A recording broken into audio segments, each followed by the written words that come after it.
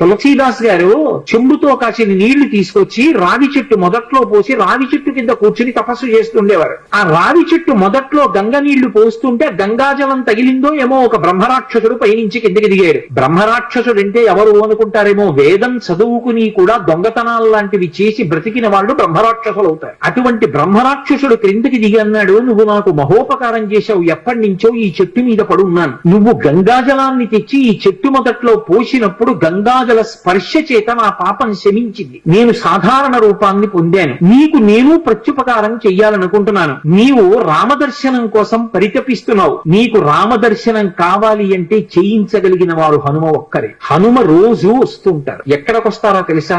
ఎక్కడెక్కడ రామనామం జరుగుతుందో, ఎక్కడెక్కడ రామనామం ప్రస్తావనకు వస్తుందో, ఎక్కడెక్కడ రామ కథ చెప్పబడుతుందో అక్కడ ఉంటారు. కాశీలో హనుమాన్ ఘాట్ లో ఒక వ్యక్తి రోజు రామాయణం చెప్తున్నాడు. అక్కడికి వచ్చి కూర్చుంటారు. ఎలా గుర్తుపడతావో తెలుసా? అందరికన్నా ముందు సభలోకి వస్తారు. అందరికన్నా ఆఖరణ కళ్ళ నీళ్ల పెట్టుకుని ఒక్కడు తలదించుకుని నడిచి వెళ్లిపోతూ ఉంటాడు. నువ్వు గుర్తుపట్టి వెంట వెళ్ళు అన్నారు. తులసీదాస్ గారు హనుమాన్ ఘాట్కి వెళ్లి కూర్చున్నారు. అందరికన్నా ముందు ఒక వ్యక్తి వచ్చాడు రామాయణం వినడానికి. అందరూ వెళ్ళిపోయిన తర్వాత తల ఉంచుకుని కన్నులమ్మట నీరు కారుతుండగా వెడుతున్నాడు. తులసీదాస్ గారు ఆయన వెంటబడ్డారు. ఆ వ్యక్తి కనిపెట్టాడు, ఎవరో నన్ను వెంబడిస్తున్నారని. ఆయన హనుమ ముందు వెడుతున్నవారు. వెనక్కి తిరిగి గద్దించారు. ఎందుకు నా వెంట వస్తున్నావు? ఆగక. కాదు, నాకు రామదర్శనం కావాలి, నీ వల్లే జరగాలి. వెళ్లి కాళ్ళ మీద పడ్డారు. కాళ్ళ మీద పడితే ఆయన ఒక స్థలాన్ని చెప్పారు. అక్కడ కూర్చుని నువ్వు జపం చెయ్యి, తపస్సు చెయ్యి, నీకు రామదర్శనం అవుతుందన్నారు. తులసీదాస్ గారు కూర్చుని తపస్సు చేస్తున్నారు. తపస్సు చేస్తుంటే